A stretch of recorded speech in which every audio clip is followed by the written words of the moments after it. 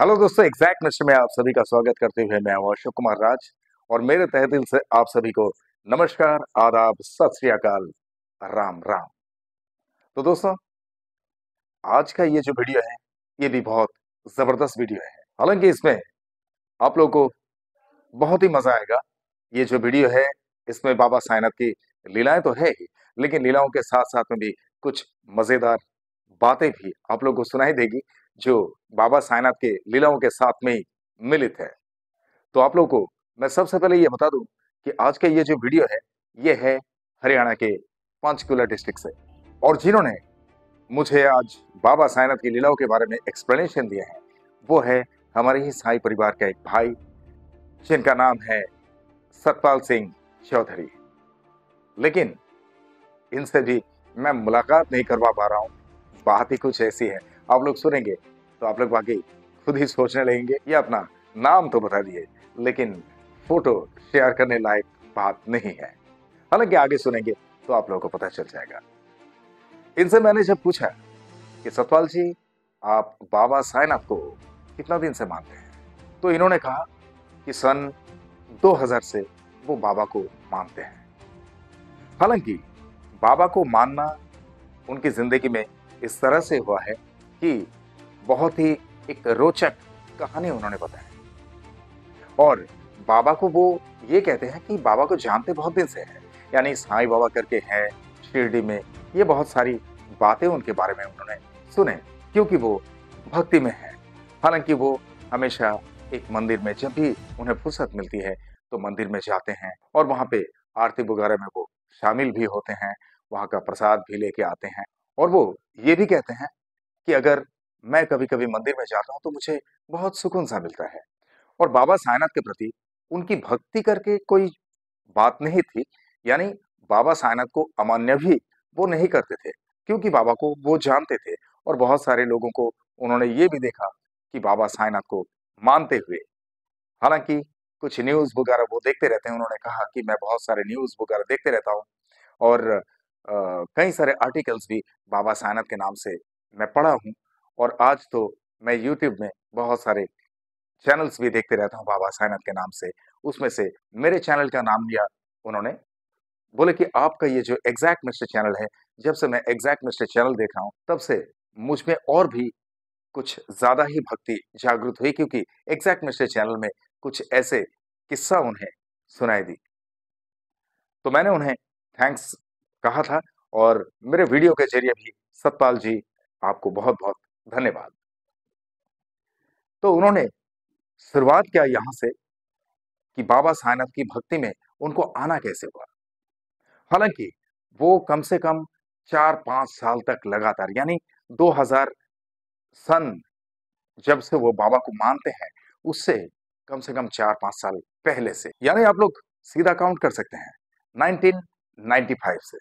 और जो सतपाल सिंह चौधरी जी ने मुझे कहा है कि 1994-95 से उन्हें अचानक से एक गलत संगत मिल गया था।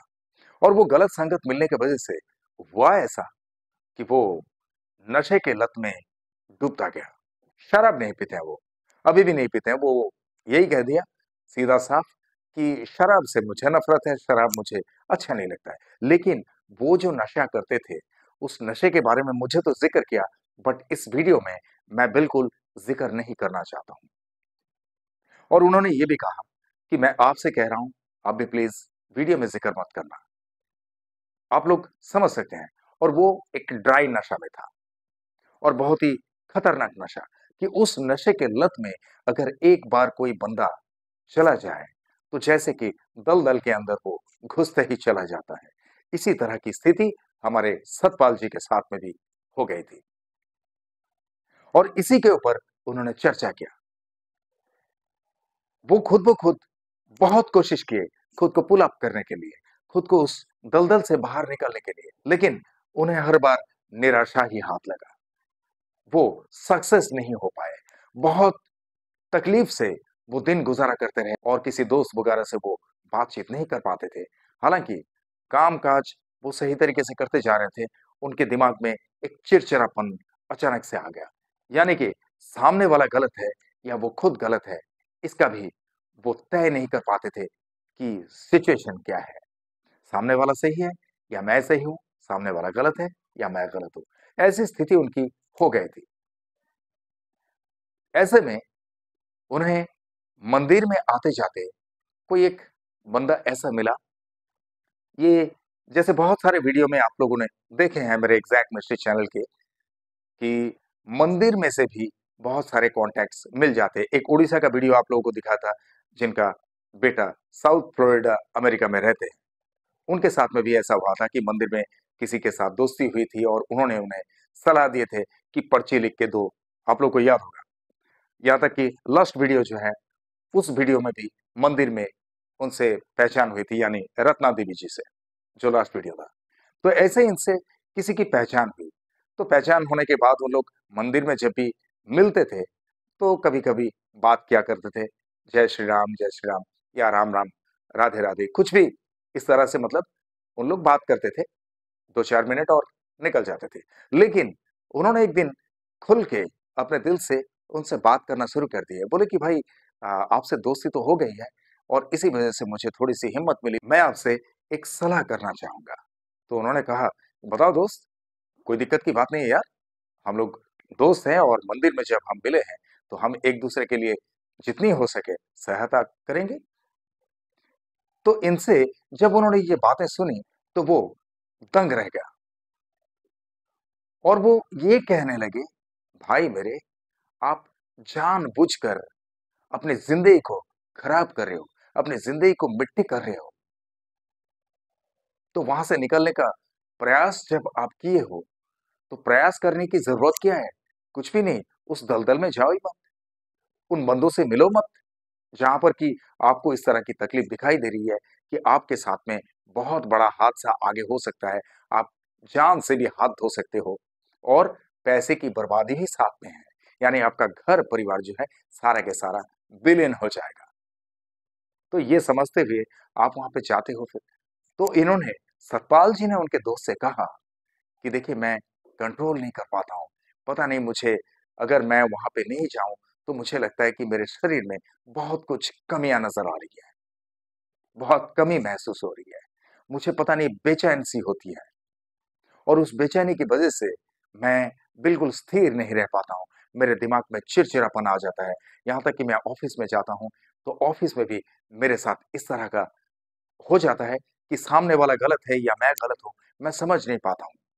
इसीलिए कई बार इस तरह का तू-तू मैं-मैं हो चुका है। तो उनके दोस्त ने उन्हें सलाह दिया, वो भी बाबा साईंनाथ को मानते हैं। तो बोले कि देखो, शिरडी में आप अगर कभी नहीं गए हो, तो एक बार शिरडी में जाओ और शिरडी के साईं बाबा से एक बार आप प्रार्थना करो। साईं बाबा जो है, साईं बाबा के बारे में अगर आपको पता नहीं, तो आप सुन लो, क्योंकि मैं कई बार शिरडी जाके आया हूँ और हम लोगों का 10-12 जन का ग्रुप है। हम लोग हर साल में एक बार बाबा का दर्शन में ज़रूर जाते हैं। ओम साईं राम। तब इन्होंने, सतपाल जी ने उनसे पूछा, नहीं, नहीं, बताओ, बताओ, मैं तो साईं बाबा का नाम तो जानता हूँ, साईं बाबा के बारे में सुना है, लेकिन उनके बारे में कोई पहचान मुझे नहीं है, क्योंकि पहचानने लायक हो सकता है मेरे में कोई उतना ज्ञान नहीं है या तो उतनी शक्ति नहीं है कि मैं बाबा को पहचान सकूँ। इसीलिए बाबा की पहचान मुझे आज तक मिली नहीं। तो कृपया आप अगर मुझे बताएँगे तो बड़ी खुशी होगी। तब सतपाल जी के उस दोस्त ने सतपाल जी से कहा कि देखो, बाबा साईंनाथ जो है, बाबा साईंनाथ के चरणों में आप कुछ भी अर्ज़ी रखोगे, बाबा साईंनाथ उस पर तुरंत अमल करते हैं और तुरंत अपने भक्तों पर अपनी कृपा दृष्टि रखते हैं और अपने भक्तों को हर किसी कठिनता से वो छुटकारा दिलाते हैं। हो सकता है आप यकीन ना मानो। तो सतपाल जी ने कहा, नहीं, नहीं, ऐसा कुछ नहीं है। मैं आपकी हर बातें बड़े दिल लगा के सुन रहा हूँ और बाबा साईंनाथ की बात है, तो साईंनाथ के बारे में मैं तो सुना हूँ, लेकिन इस तरह का कोई एक्सपीरियंसेस मेरे साथ नहीं है, इसीलिए मैं थोड़ा-सा सोचने में मजबूर हूँ कि आप जो कह रहे हैं, वाक़ई मेरे दिमाग में इतना तसल्ली मिल रहा है कि मुझे ऐसा लग रहा है कि अभी से मेरे अंदरूनी तौर पे, यानी शारीरिक जो है तकलीफ़ें दूर होने लगा। ओम साईं राम। तब सतपाल जी को और ज़्यादा इंटरेस्ट आने लगा और वो उनसे पूछते गए बारीकियों से। और वो भी अपने जानकारी के हिसाब से इन्हें जानकारी देते गए। उन्होंने कहा कि देखो, आपकी ये जो तकलीफ है, इन सारी तकलीफों को लेकर आप एक बार शिरडी में जाओ और शिरडी में जाने के बाद बाबा से प्रार्थना करना मन ही मन, बाबा के आंखों की तरफ आंखें मिला के बाबा से प्रार्थना करना कि बाबा मुझे हर तकलीफ से निजात दिला दो और मैं हमेशा आपके पास इसी तरह से तंदुरुस्त होकर आना चाहता हूं, आपसे मिलने के लिए, आपका दर्शन के लिए। बस मुझे इतनी चंगाई दो, मुझ में जो कमजोरियां मुझे फीलिंग होती है, मुझे कमजोरियां महसूस होती है, वो कमजोरी से बिल्कुल मुझे दूर हटा दो और जिस लत के दलदल में मैं पड़ गया, उस दलदल से मुझे आप खींच के निकालो बाबा। तो इतनी सारी बातें उनके उस दोस्त ने सतपाल जी से कहा। अब तो सतपाल जी की आंखों में आंसू आ गए और सतपाल जी उन्हें गले लगाकर बोले कि दोस्त, वाकई मैं मान गया, आपकी बातें सुनते सुनते ऐसा लग रहा है मुझे कि 50% मैं यहीं पे क्योर हो गया हूं। ओम साई राम।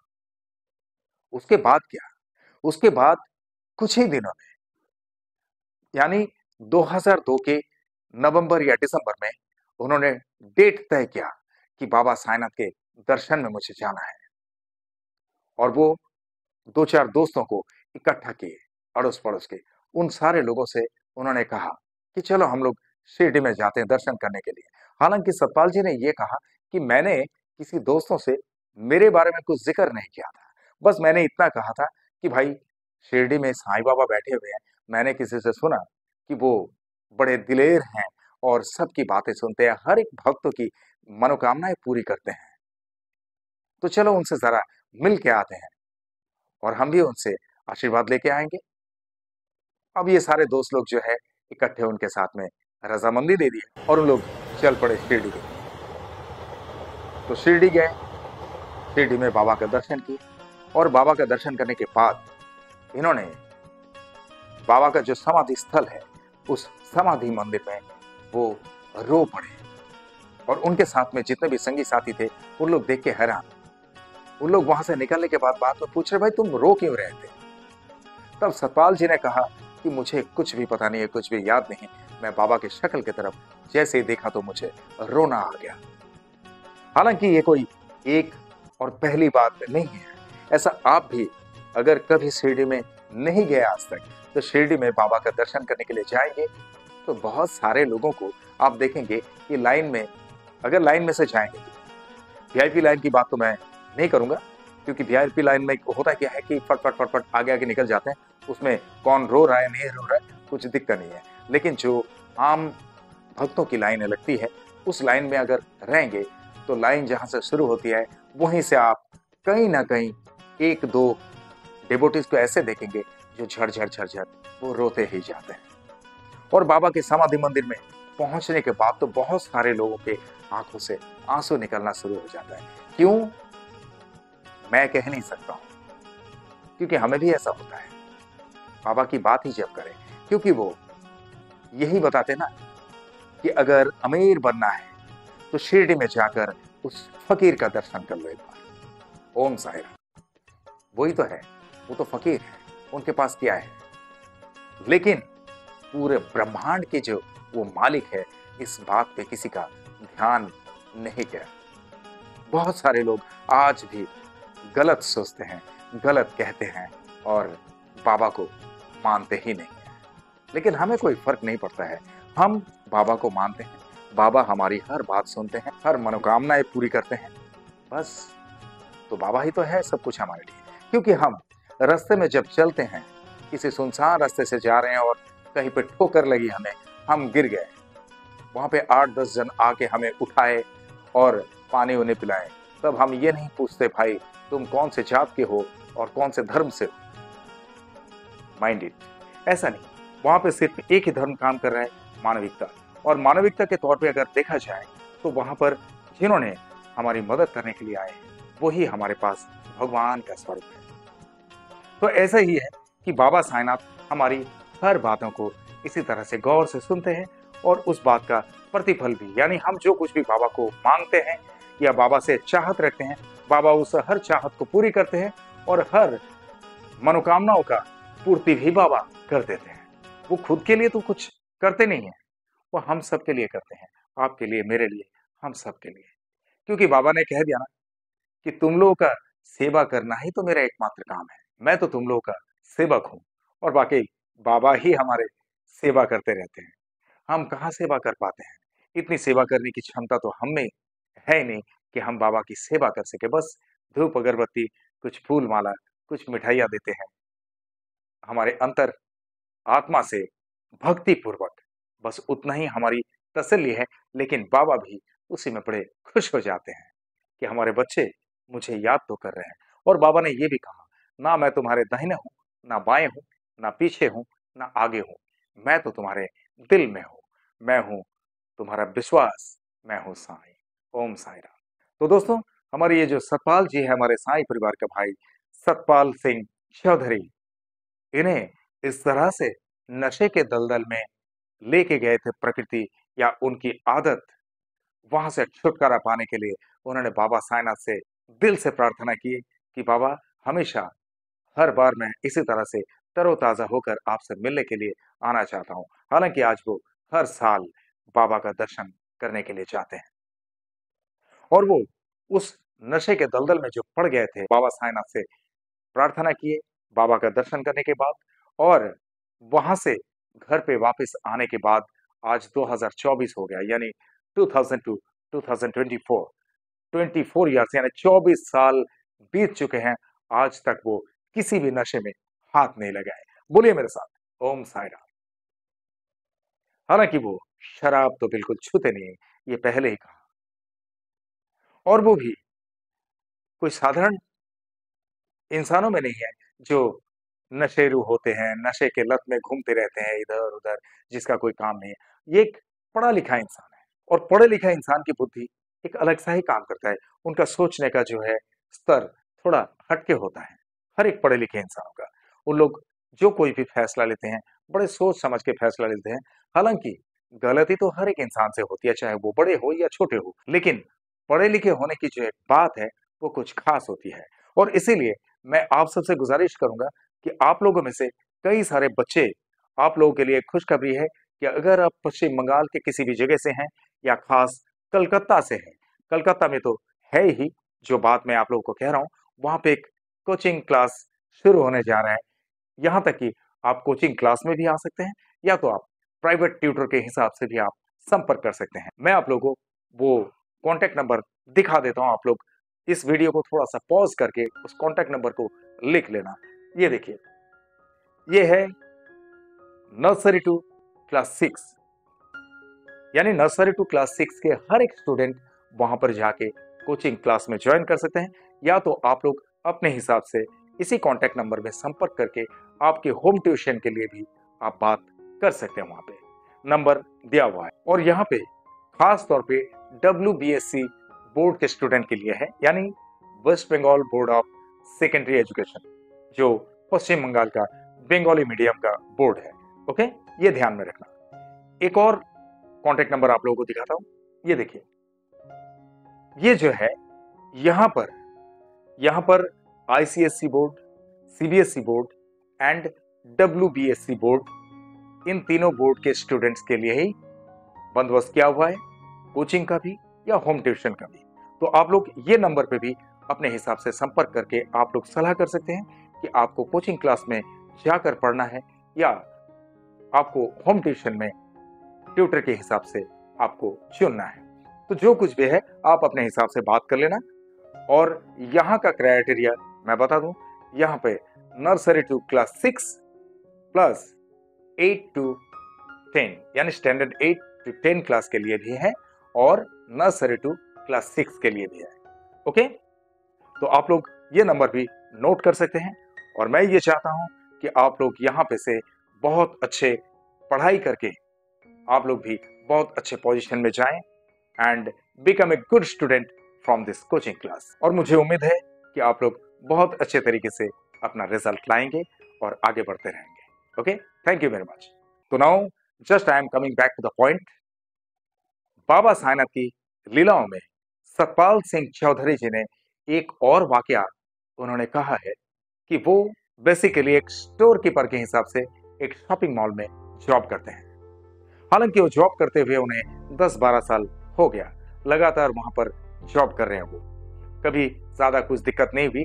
हालांकि उन्हें थोड़ा सा चिड़चिड़ापन उस वक्त होता था, यानी उस वक्त वो यही समझ नहीं पाते थे कि सामने वाला बुरा है या मैं बुरा हूं, जब वो नशे के दलदल में डूबे हुए थे।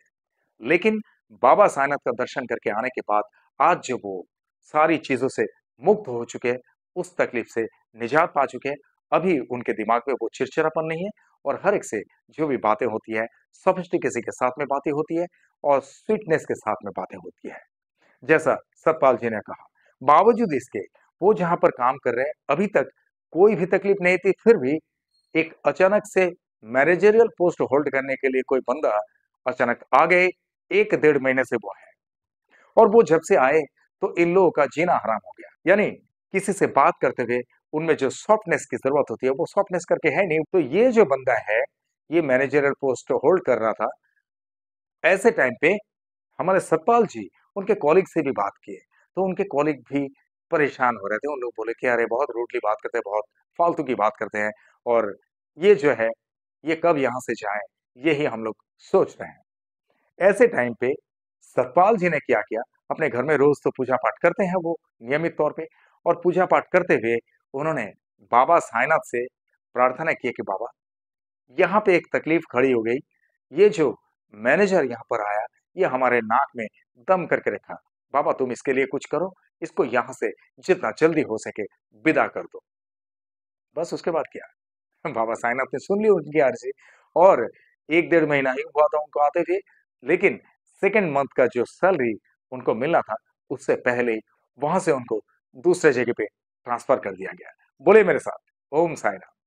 तो ऐसी भी बात होती है, बाबा साईनाथ छोटी-छोटी बातों पर भी ध्यान देते हैं और अर्जी कोई सी भी हो, बाबा उसका प्रतिफल ज़रूर देते हैं। इसीलिए आप लोगों से शुरुआत में कहा ना मैंने कि थोड़ा-सा मज़ेदार भी है। ये जगह तो मुझे बहुत अच्छा लगा सुनने के लिए कि वाक़ई ये तकलीफ जो है बहुत सारे लोगों के साथ में बहुत जगह पे होते हैं, चाहे वो सरकारी महकमे की बात हो या प्राइवेट सेक्शन की। कहीं पर भी। और ये जिन लोग काम करते हैं सिर्फ उन्हें पता है, हर एक की बात तो सबको सुनाई नहीं देती है, लेकिन होता है ऐसा। ये हम में से बहुत सारे लोगों को पता है। तो इसीलिए ऐसी तकलीफ से उन्हें भी, यानी सतपाल जी को भी बाबा ने निजात दिला दी है। ओम साई राम। तो दोस्तों आज का ये वाकया आप लोगों को कैसा लगा, मुझे कमेंट बॉक्स में ज़रूर लिखना। और हमारे साईं परिवार का ये भाई सतपाल सिंह चौधरी के मन में कभी बाबा साईनाथ के प्रति भक्ति में कोई डगमगाहट ना आए, इसके लिए बाबा साईनाथ से प्रार्थना ज़रूर करना। और इनके पूरे परिवार के साथ-साथ में सतपाल जी को भी बाबा हमेशा अपनी कृपा दृष्टि में रखे, ये भी बाबा साईनाथ से प्रार्थना ज़रूर करना। और आप लोगों के साथ में भी बाबा साईनाथ की लीला इसी तरह से कुछ घटित हुई, तो आप लोग मेरे अंडरलाइन में दिए हुए इस नंबर पे मुझसे सीधा संपर्क कर सकते हैं, या तो मुझे व्हाट्सएप में टेक्स्ट भी कर सकते हैं। मैं अपने फ्री टाइम में आपसे संपर्क कर लूँगा और आपके साथ घटित हुई लीलाओं का वीडियो बनाकर इसी तरह से मेरे एग्ज़ैक्ट मिस्ट्री चैनल पर लेके आऊँगा, आई प्रॉमिस इट। लेकिन विदाउट एनी सफिशिएंट कॉजेज़ अपना नाम और अपनी फ़ोटो शेयर करने में पीछे मत हटना, otherwise I will have to think about it. Okay? और आप लोग जिस तरह से मुझे प्यार करते आए हैं, जिस तरह से मुझे प्यार देते आए हैं, इसी तरह से हमेशा आप लोगों के प्यार की ज़रूरत है। आप लोग का प्यार मेरे लिए सिर्फ़ प्यार नहीं, आप लोग का प्यार ही मेरे लिए आशीर्वाद है। आप लोग का प्यार हमेशा मेरे सर आँखों पे है। आप लोग का प्यार और मेरे साईं की कृपा अगर मेरे साथ में हो तो I can do a lot of things. इसीलिए आप लोग के दिल में हमेशा एक छोटी-सी जगह मेरे लिए ज़रूर रखना, जहाँ पर अशोक कुमार राज, वो एग्ज़ैक्ट मिस्ट्री हमेशा के लिए रह जाए। और आप लोग जो भी मेरे इस चैनल में नए हैं, आप लोग मेरे इस चैनल को लाइक करें, शेयर करें, सब्सक्राइब करें एंड बेल आइकन को ज़रूर दबा दें ताकि मेरे एग्ज़ैक्ट मिस्ट्री चैनल का हर एक वीडियो का नोटिफ़िकेशन आप लोगों तक सबसे पहले पहुँचे। और चलते-चलते मैं इतना ही कहूँगा दोस्तों, बहुत ख़्याल रखिए अपना। जिस तरह से आप लोग बाबा साईनाथ पे भक्ति रखते हैं, इसी तरह से बाबा साईनाथ हमेशा आप सब पर अपनी कृपा दृष्टि रखे, हमेशा आप सब पर अपनी कृपा बरसाते रहे। ये मेरे तहे दिल से आप सबके लिए शुभकामनाएँ। और जिस तरह से इत्मीनान से आप लोगों ने ये वीडियो देखे हैं, जिस तरह से अपना कीमती वक़्त देकर ये वीडियो देखे हैं, इसके लिए आप सभी को मेरे तहे दिल से बहुत-बहुत धन्यवाद के साथ में ओम साई राम।